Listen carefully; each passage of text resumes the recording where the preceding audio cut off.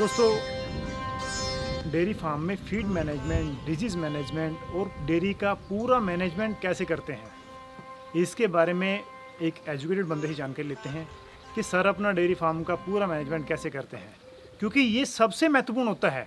शुरुआत में मैं खुद नहीं चाहता कि आप भी वही गलतियां करें जो कोई कर चुका है पहले से। वीडियो में मेरी वीडियो का पर्पज़ होता है कि आपको एक एजुकेशनल, एक मोटिवेशनल बातें बताना। तो आप इस वीडियो में बहुत ही महत्वपूर्ण बातें ज़रूर सीखने को आपको मिलेंगी, चाहे आपका पुराना डेयरी फार्म हो चाहे नए डेयरी फार्मर हो। किन चीज़ों को यूज़ करना चाहिए, पशु कैसे होने चाहिए, किस तरह की क्वालिटी के पशु होने चाहिए, फीड मैनेजमेंट कैसा होना चाहिए, डिजीज़ में मोस्टली डिजीज़ कैसे क्योर होती हैं, कई सारी मेन बीमारियाँ होती हैं, उन सबको कैसे क्योर करें। तो दोस्तों, वीडियो को पूरा जरूर देखें और सर की इतनी महत्वपूर्ण बातें हैं जिनको आप सुन के आप बहुत कुछ सीखने को मौका मिलेगा। तो चलिए दोस्तों, वीडियो शुरू करें। वीडियो अच्छी लगे तो लाइक और शेयर करना बिल्कुल ना भूलें। तो सर, आपके पास लगभग 10 प्लस 12 पशु हैं, तो मैं इनका जो डेयरी का एक मैनेजमेंट काफ़ी ज़रूरी होता है। बीमारियां इस तरह के पशु जो होते हैं, क्रॉस ब्रीड या जो प्योर एचएफ वगैरह होते हैं, उनमें आप अपनी डेयरी में मैनेजमेंट कैसे करते हैं और आपका जो एजुकेशन बैकग्राउंड क्या रहा है, इसके बारे में थोड़ा बताते हुए हमारी वीडियो को कंप्लीट करवाएं प्लीज़। सर, एजुकेशन में मैंने ग्रेजुएट हूँ और एमबीए किया हुआ है। ठीक है। और साथ में मैं गवर्नमेंट जॉब करता हूँ। ठीक है। और नोएडा में रहता हूँ और यहाँ पे अपने गांव में अपने घर पे ही मैंने डेयरी फार्म लगाया था। ठीक है। तो ये अभी जो है गायों के मैनेजमेंट में एक्चुअली प्रॉब्लम आ रही थी कि लेबर की वजह से वो सारा इश्यूज आ रहे हैं मेरे साथ में। तो उस कारण से मुझे प्रॉब्लम आ रही है, जिसकी वजह से मैं अभी नहीं कर पा रहा हूँ सही से इसको मैंने।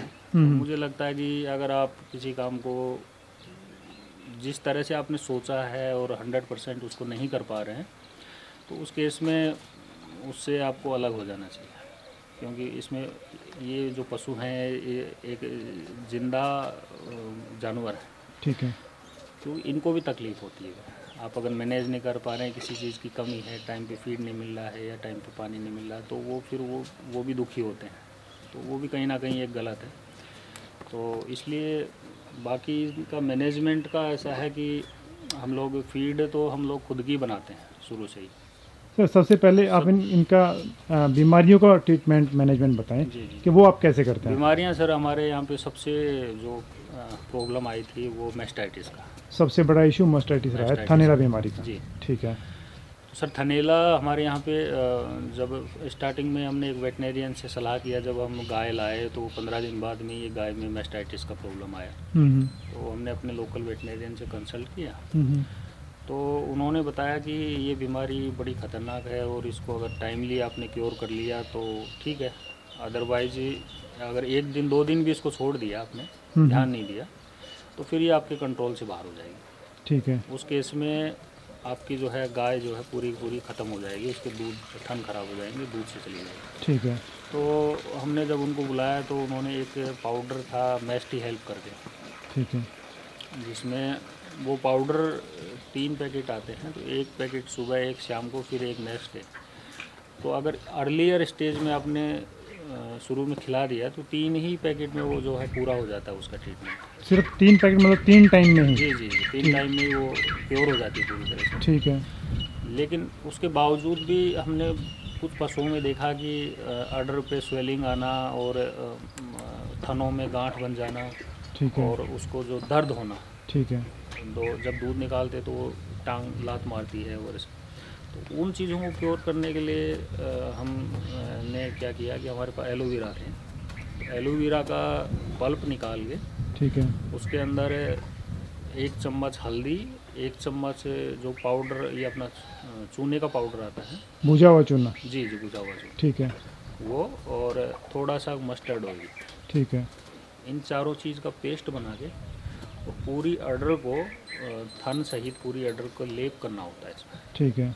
तो अगर आपने 2 टाइम सुबह शाम में लेप लगा दिया और 1 टाइम का वो पाउडर का पैकेट खिला दिया, तो ये 100% क्योर हो जाएगा। उसकी स्वेलिंग भी चली जाएगी, उसमें थन में गांठ है वो भी सही हो जाएगी। बस कंडीशन ये है कि आपको प्राइमरी स्टेज पे ही ये क्योर करनी पड़ेगी। और ये सारा पॉसिबल, मेरा ये मानना है सर की बातें सुन के, कि आप जब 100% इन्वॉल्व रहते हैं तभी आप एक एक चीज़ें बारीकी से देख सकते हैं।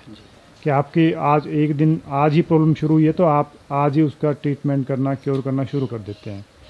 ठीक है सर, ये आपने बताया कि आपने मास्टाइटिस का, इसके अलावा कोई और इशू भी बना रहता है? और इश्यू सर इसमें गायों में वैसे तो डाइजेशन से रिलेटेड कई बार हो जाता है कि आपने चारा जैसे एक्सेस अमाउंट में हरा चारा खिला दिए तो उसको लूज मोशन होना और अफारे की शिकायत आना, गैस का, ये सारा इशू आ जाता है। ठीक है।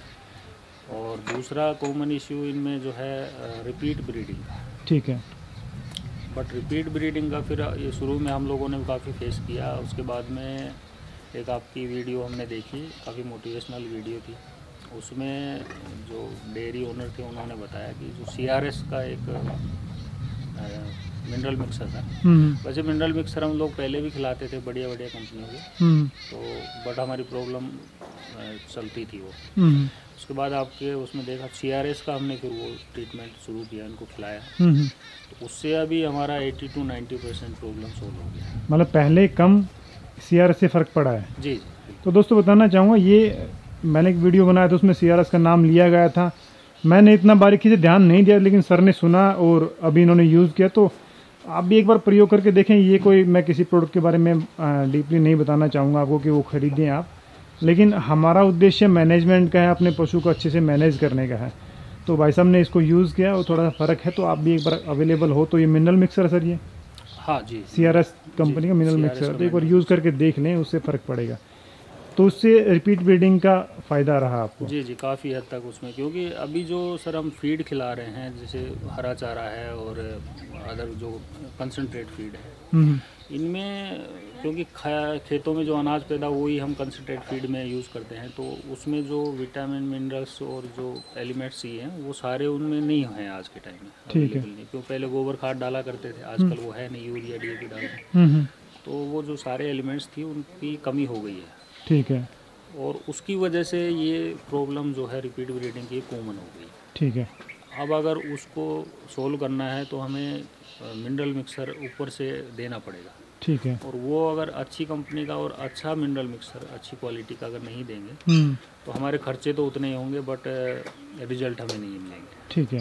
तो मैंने काफ़ी कंपनियों को खिलाया, उसके बाद में ये किया, तो इससे मुझे रिजल्ट अच्छा मिला। ठीक और है। अभी वो प्रॉब्लम काफ़ी हद तक मेरी सोल्व हो गई है। ठीक है। अच्छा, इसके अलावा और कोई इशू बनता है, बीमारी वगैरह और कोई बनता है कि भी ये प्रॉब्लम आपको ज़्यादा, क्योंकि आप इसको फुल टाइम नहीं देख पा रहे हैं, और भी कोई इशू बनता है? इशू सर और तो इशू ज़्यादा नहीं है, बस ये है कि आप जैसे पशु के साथ रह के उसके इमोशंस को अगर समझ पाएँ, किस टाइम पे उसको किस चीज़ की ज़रूरत है, तो मैं समझता हूँ कि वो अपने बेस्ट रिजल्ट देगी, अपने पीक पे जाएगा पशु। ठीक है। और अगर हम लेबर पे डिपेंड हो जाएंगे पूरी तरह से और सोचेंगे कि पूरा यील्ड ले लें, पूरा मैनेजमेंट कर लेंगे, तो वो पॉसिबल नहीं हो पाता। ठीक है। तो ये थोड़ा सा इशू आता है। दूसरा फीड मैनेजमेंट पूछना चाहूँगा, आप फीड क्या खिलाते हैं और कैसे बनाते हैं? फीड सर हम अपना खुद का पर्लोराइजर मशीन रखे हैं, जो हमने MP से मंगाया था। ठीक है। और काफ़ी हैवी मशीन है, तो उसमें हम लोग पहले जो भी ग्रेन्स देते हैं, लाइक मक्का, जौ, बाजरा, चना, ठीक है, इन सबको एक जगह डाल के उस पर जो अदर जो चीज़ें हैं जैसे एडिटिव जो करते हैं, मिनरल मिक्सर है, ये सारा हम उसी में ऐड कर देते हैं, उसी में मिलाते हैं। ठीक है। हाँ, तो उसको उसके बाद में उसमें सोया DOC भी डालते हैं थोड़ा बहुत, और आपका सरसों का खली डालते हैं। तो इनको सबको उस ग्राइंडर में डालते हैं, तो वो जब चलता है तो वो सब चीज़ों को मिक्स भी करता है और उनकी जो है दाना बना देता है एकदम फाइन, जिस क्वालिटी का हमें चाहिए। ठीक है। तो उसको फिर हम लोग उसको भिगो के और फिर हम अपनी गायों को डालते हैं। कितने घंटे भिगोते हैं उनको आप? उसका ऐसा है कि जैसे सुबह भिगो दिया तो उसको दोपहर में 2-3 बजे हम खिलाते हैं। ठीक है। फिर 2-3 बजे दोबारा उनको खिलाने के बाद बर्तनों में भिगो देते हैं, वो नेक्स्ट डे सुबह 4-5 बजे खिलाते हैं। ठीक है। अच्छा, दूसरी फीड की मात्रा में पूछना चाहूँगा। एक तो अगर आपको रेशो पता है तो ये रेशो मेरे को एग्जैक्ट बता दें, इतना इतना रेशो मिलाते हैं आपकी 1 kg फीड के अंदर, ऐसा कुछ आइडिया अगर आपको है तो वो बता दें। सर रेशियो का तो ऐसा है कि पूरी तरह से तो हमने कभी ऐसा किया नहीं, बट मैं मानता हूँ कि एक एवरेज पशु जिसका दूध 15 लीटर से 30 लीटर तक हो, तो उसको कम से कम 7 किलो 8 किलो तक फीड तो उसको चाहिए। इतनी फीड चाहिए जी, क्योंकि उसमें सिर्फ दूध का ही हम कैलकुलेशन नहीं करते हैं, पशु की बॉडी और उसकी पर्सनल रिक्वायरमेंट, उसके अगर प्रेग्नेंट है तो उसके बच्चे की रिक्वायरमेंट है, जो चीज़ें बहुत ज़रूरी हैं हम उसको कहीं ना कहीं इग्नोर करते हैं और हम सिर्फ दूध को लेके कैलकुलेशन करते हैं कि इतना दूध पे इतना फीड हम दे देते हैं और उसको सही मानते हैं। बट ये मैंने प्रैक्टिकली देखा है कि अगर उस फार्मूले से अगर हम चलेंगे तो कहीं ना कहीं हमारे पशु 2-3 बार ब्याने के बाद में जो है वो कमज़ोर हो जाएंगे और उनका प्रोडक्शन भी घट जाएगा और आगे के लिए फिर वो ख़त्म हो जाते हैं पशु। ठीक है। हाँ, अगर आपको लंबे समय तक पशु को रखना है तो आपको कम से कम 20 किलो के फीड के दूध के पशु को कम से कम 8 से 9 किलो फीड आपको खिलानी ही पड़ेगी। इतनी फीड खिलानी पड़ेगी ताकि उसका बॉडी मेंटेन रहे जी, और मिल्क यील्ड भी बराबर चलता दूध भी दे और क्वालिटी मिल्क दे। क्वालिटी मिल्क दे, क्योंकि दूध तो आजकल यूरिया और दुनिया भर के केमिकल्स आ रहे हैं, इंजेक्शन आ रहे हैं, लोग उनका यूज़ भी करते हैं, मैंने देखा है कई डेयरी पे। आप बाहर की फीड वगैरह आपने बताया था कि आपने खिलाया, उसका क्या रिजल्ट रहा? जी जी, एक्चुअली हमने शुरुआत में जब हम डेयरी किए थे तो उस टाइम में हम लोगों को फीड का ज़्यादा पता नहीं था, तो फीड कंपनियों वाले एमआर जो होते हैं वो आते थे और बड़ी बड़ी मल्टीनेशनल कंपनियों की फीड हमने खिलाई है। तो सब ये कहते हैं कि भाई आप हमारा फीड खिलाइए, पूरी तरह से यही खिलाइए और आपको पूरा मिल्क आएगा, पूरा बॉडी मेंटेन होगा। लेकिन हमने उनको खिलाया, हमने लगभग 4 से 5 मल्टीनेशनल कंपनियों का फीड खिलाया,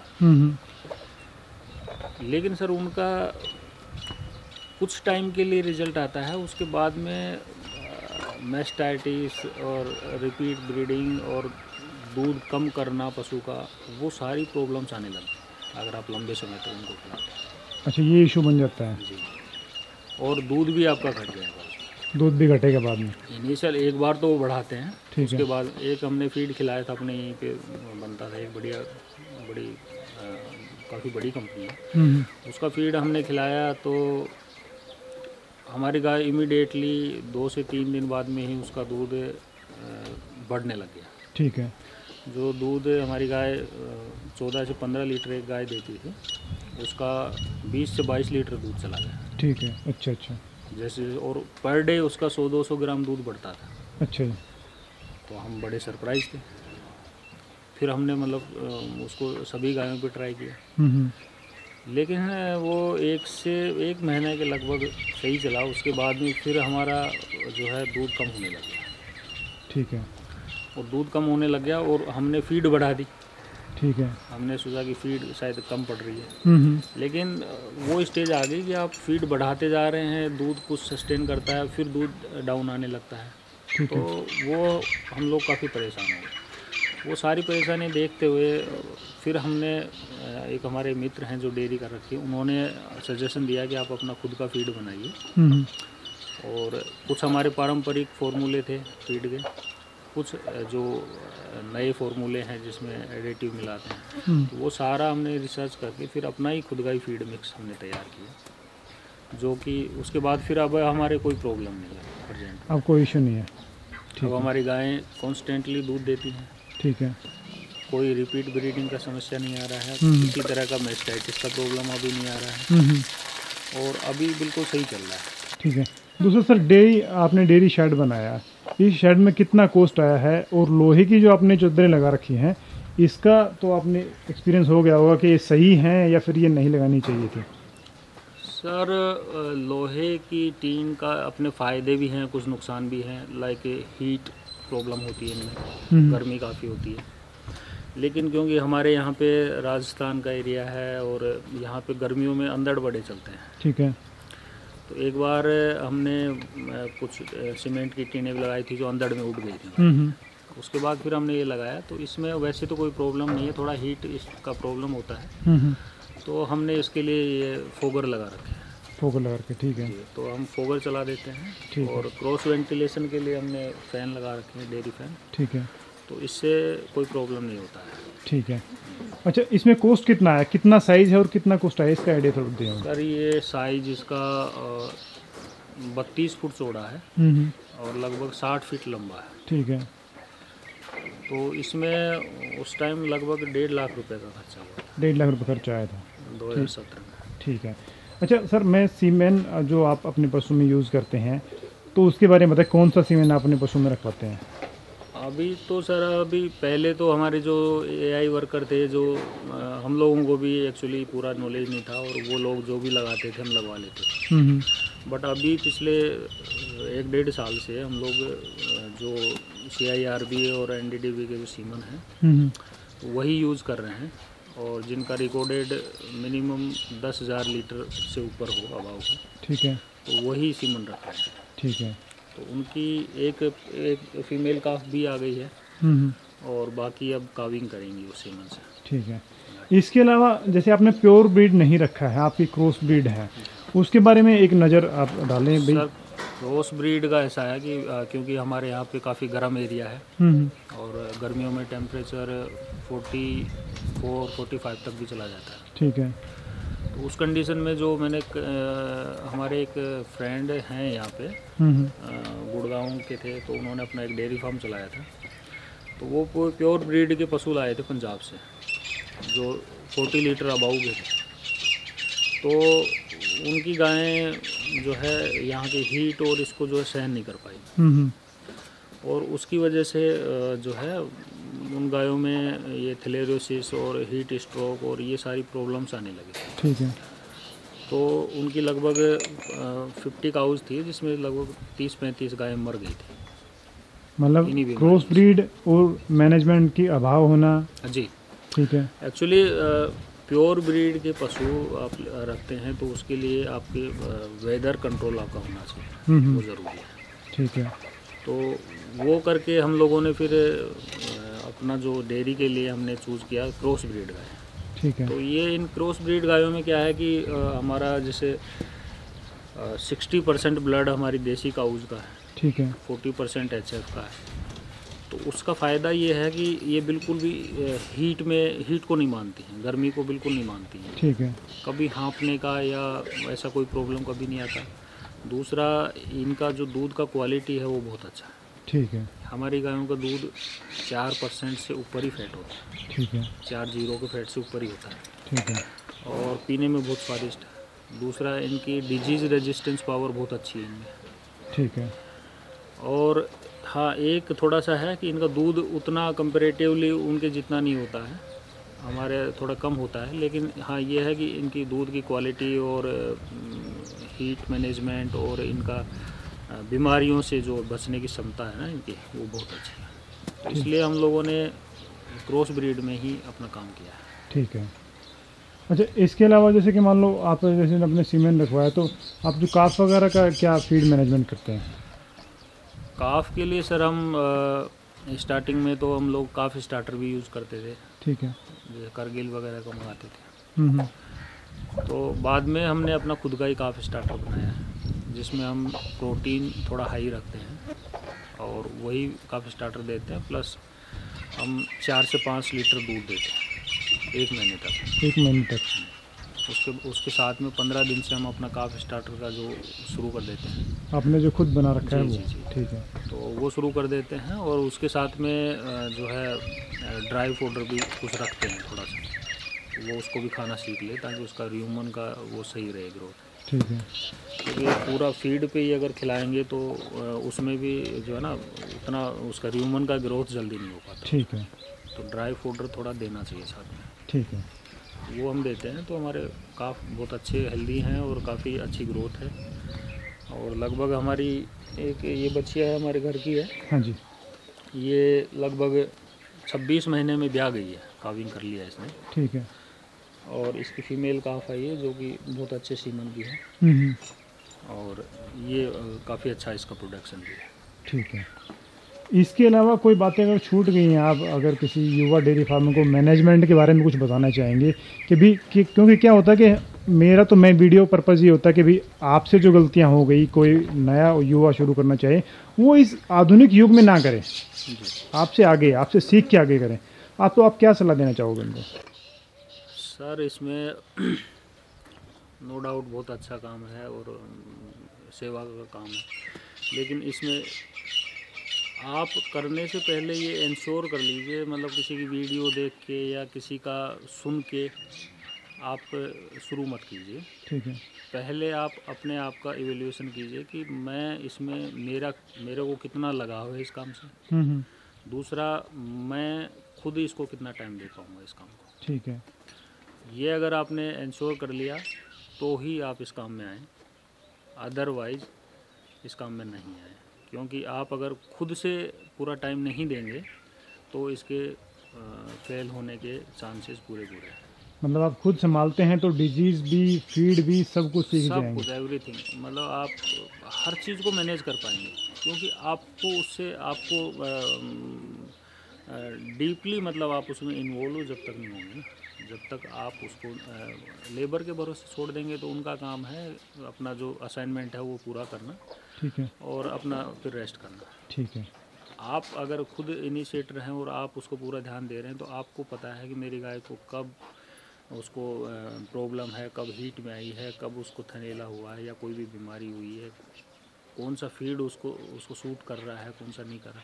ये बहुत सारे इश्यूज़ हैं जो आप खुद इन्वॉल्व होंगे तभी सोल आउट हो सकता है, अदरवाइज़ नहीं होगा। और उस कंडीशन में फिर आपका काम फेल होगा, फिर आप डिमोरलाइज होंगे और अपना काम बंद कर देंगे। ठीक है। तो ये गलती ना करें, पहले अपने आप को इंश्योर कर लें कि मैं इसमें फुल टाइम दे सकता हूँ और अच्छे से इसको कर सकता हूँ, तो ही आप इसमें। तो भाई साहब आपने बहुत अच्छी सलाह दी है, वो इसके लिए बहुत बहुत धन्यवाद आपका। दोस्तों वीडियो को शेयर जरूर करें, कोई नया युवा भाई अगर करना चाहे तो सर से सीखें, इनके अनुभव का भी हम लाभ उठाएं। Thank you very much sir.